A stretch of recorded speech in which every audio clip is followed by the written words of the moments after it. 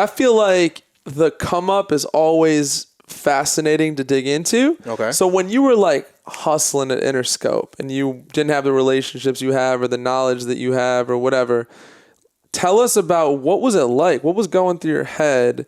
This young cat, you're not 35, you're 24 or whatever you were. I want to know what was going through Malachi's head when you were in the building. Were you operating out of like anxiety, like, man, I gotta make this work, I gotta make it happen? Or did you find yourself like pretty steady through that? Because I know for me, when I was coming up, I was driven by anxiety to make something happen, because you're really trying to make something out of nothing, truly, when you're like an intern or just starting out. So did you have that too? Yeah, to a degree. I had two different things, because yours is even tougher because you're just nothing physically in front of you. No. Like, I'm actually touching things, and so I feel like... But that job, there's 25,000 people that would want what you had to be an opportunity there. So did that make you nervous at all? No. Okay, so I don't know. This is a tough question because there's so many things going on in my mind. So coming there, I didn't know what I wanted to do for a living. So I was hoping to discover that. I also thought that I had value because I was very good at like making music and, creating things. That was not true. There's no value in that anymore. No one goes, oh, this person's good at making music, we're going to give them money. No, that doesn't happen. It was more of like, I've got to position myself so that when the person comes that I want to leave with, like that could come in, take me under their wing. I was always looking for a mentor to take me under their wing, which I don't think it ever really happened. There was a lot of people who mentored me while we were in the studio, and then they left, and then we got the next person. But that place had such high turnover of just producers and artists coming through. I was just eventually just like, because it was hemorrhaging money at the time, though, right? In its defense, yeah, you know what I mean? At the time, we're probably still doing that. I think that's what they do best. They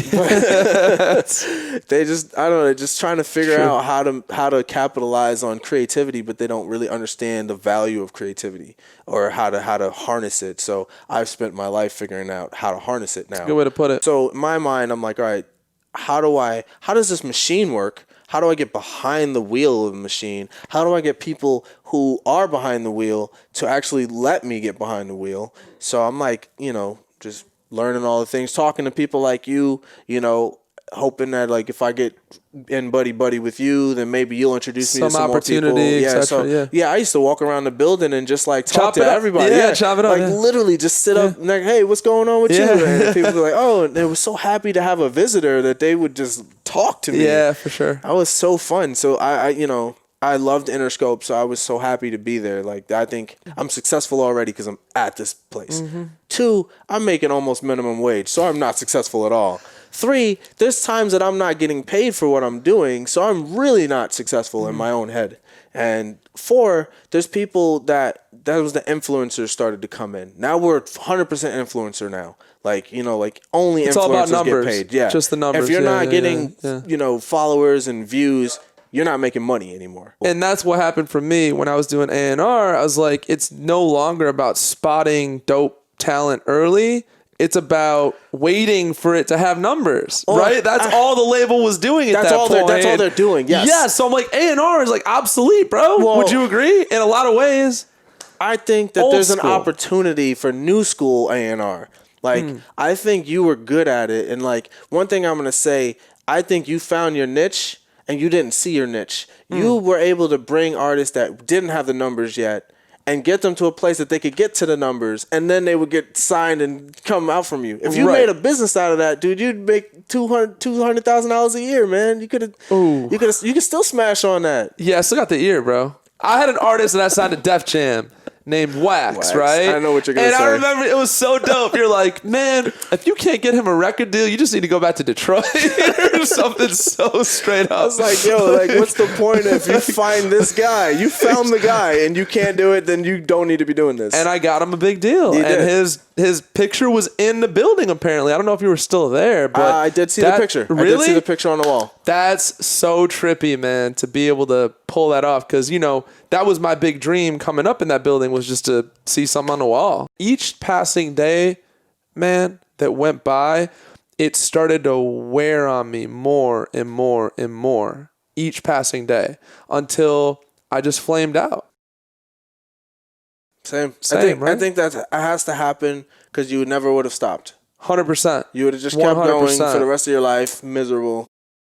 I look at it like I was in a relationship at an ex, and like it was a really toxic relationship. Just wasn't working. And then she went back to her ex, and I was like, so mad at the time, but I was like, oh, thank God. Thank you. Yeah, it's like, ended it. You know what I mean? Yeah, there's some comedian. He said, he's like, I'm stuck in this 2-year relationship with this girl, like, kind of like, I'm just hoping one day I'll come in or her sleeping with some other person. So I go, whoop. Yeah, he was like, whoop, you can't do that. I'm free. But that's how it feels, right? Because it's like you need that thing that just kind of gives you that last final push. 100%, man. That's bro. That's a clip right there. That's a top 10 Sports Center clip right there. Just suffering is the birth of everything. But it's like if you look at a diamond, right? Like it's like to sand a diamond is friction, right? It's literally friction to get the diamond looking polished and pretty. We go through that in life, bro. It's all friction.